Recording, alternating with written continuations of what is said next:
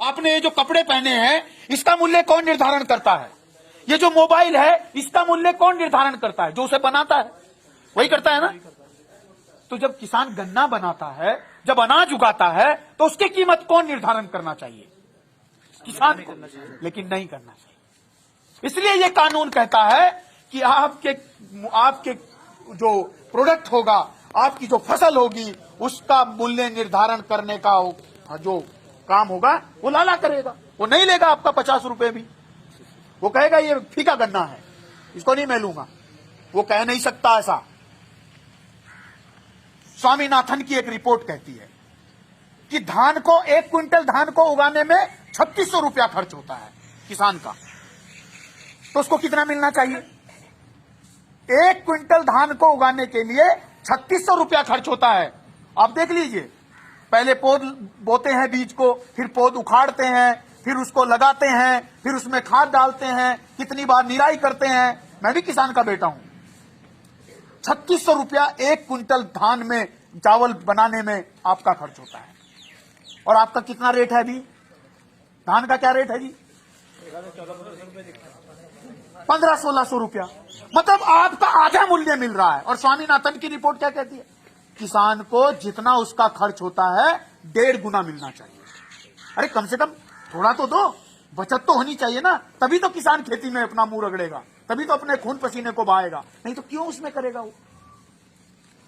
ये मूल्य उसको नहीं मिल रहा है। और ऊपर से सरकार कह रही है कि पूरी जमीनों को प्राइवेट हाथों में सौंपा जाएगा। बाबा साहब अंबेडकर भी कह रहे थे कि सारी जमीन का राष्ट्रीयकरण कर दो, उद्योगीकरण कर दो। और जैसे ये कंपनी में 2 रुपए का पानी का 20 रुपए बना रहे हैं, ऐसे किसान को भी मौका दो। किसान बैठेगा कानून में और वो तय करेगा मेरी फसल की कीमत क्या होनी चाहिए। जब किसान बैठेगा तभी तो मूल्य निर्धारित होगा। और जिसका बाप किसान नहीं है, जिसके औलादे किसान नहीं है, वो बैठ के संसद में बैठ के उद्योगपतियों के, उन करोड़पतियों के, उन पूंजीपतियों के साथ मिलके हमारे लिए कानून बना रहा है। क्या ये लोकतंत्र है? इसलिए राष्ट्रपिता ज्योतिबा फूले साहब कह रहे थे 200 साल पहले, है मेरे किसान और मजदूर, जब तेरे ऊपर जुल्म होगा तो तू उठाना कोड़ा और मारना जुल्मी की कमर पे कस के। उस किताब में लिखा है ज्योतिबा फूले ने, और लिखा उस किताब में, मारना उसको, उसकी कमर पे कोड़ा कस के, जो तेरे ऊपर जुल्म करेगा, तेरे हक और अधिकार को खाने की कोशिश करेगा। और यह भी कहा, और अगर तेरा ही किसान, तेरा ही मजदूर तेरे साथ नहीं आता है तो उसको भी मारना कोड़ा कस के, क्योंकि वो तेरा साथ नहीं दे रहा है, तुझे बर्बाद करने के लिए दुश्मन के साथ मिल रहा है। हम भी आपको कोड़ा मारने आए हैं कि जागो। और अगर आज नहीं जागोगे तो जो बच्चा आज खिचड़ी खा के मर रहा है वो कल इससे भी बदहाली में जाएगा। बात बाबा साहब अंबेडकर की करते हो, रैदास की करते हो। घंटी बजाने से नहीं रैदास खुश होता है, घंटी बजाने से पेरियार खुश नहीं होने वाले हैं, अंबेडकर आने वाले नहीं हैं। 36 करोड़ देवी देवता, अल्लाह, ईश्वर, गॉड, कोई आने वाला नहीं है। उन्होंने सोचो क्या कहा था। डॉक्टर अंबेडकर कह रहे थे, जाओ अपनी दीवारों पे लिखो हम इस देश के हुक्मरान बनेंगे। गडरिया जात में पैदा होने वाला पेरियार इस देश के मूल निवासियों को सत्ता में लाना चाहते थे, इस देश की कुर्सी पे अधिकारी डीएम बनाना चाहते थे। माता अहिल्याबाई होलकर भी गडरिया जात में पैदा होके, हमारे मूल निवासी समाज में पैदा होके इस देश से छुआछूत को खत्म करना चाहती थी। सबके लिए उन्होंने अस्पताल बनाए, सबके लिए उन्होंने विश्रामालय बनाए। और ज्योतिबा फूले ने सबसे पहला जो स्कूल 1848 में खोला, इससे पहले आपके बच्चों को पढ़ने का अधिकार नहीं था, स्त्री शूद्रो विद्या नाद्यताम के आधार पे, और उसका नाम उन्होंने अहिल्या आश्रम रखा। अहिल्याबाई, माता अहिल्याबाई होलकर के नाम से पहला स्कूल भारत में खुला, जिसमें चमार, पासी, खटीक, जाट, गुजर, अहिर, गडरिया, सैनी पढ़ सकते थे। उससे पहले नहीं पढ़ सकते थे, महिलाएं पढ़ सकती थी। और बात हम कर रहे हैं अपने पुरखों की। रविदास की बात करती है। क्या कहा रविदास ने? मन चंगा तो कटौती में गंगा। और हमने मतलब लगाया कि गंगा की जय जयकार करते रहो।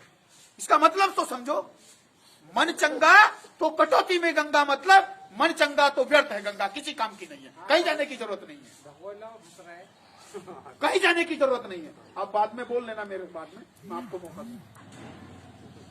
अरे उन्होंने सोचो क्या कहा था, ऐसो चाहूं राज में मिले सबन को अन, छोट बड़ो सब सम बसे रविदास रहे प्रसन्न। है मेरे समाज के लोगों, रविदास कह रहे हैं, है मेरे समाज के लोगों, मैं ऐसा राज चाहता हूं जिस राज्य में कोई भूखा ना हो, छोटे बड़े अमीर गरीब सारे बराबर बसते हैं, सबके पास रोजगार हो। ऐसो चाहूं राज में मिले सबन को अन्न, सबको अन्न मिलना चाहिए, सबके पास रोजगार हो, सबके पास नौकरी हो, छोटे बड़े सब बराबर बसे। ऐसा नहीं होना चाहिए कोई गांव में शहर में घुसे और गली में घुसते ही पता लग जाए ये चमार का मकान है, ये भंगी का मकान है, ये गडरिये का मकान है, ये जाट का मकान है और ये बामन का मकान है।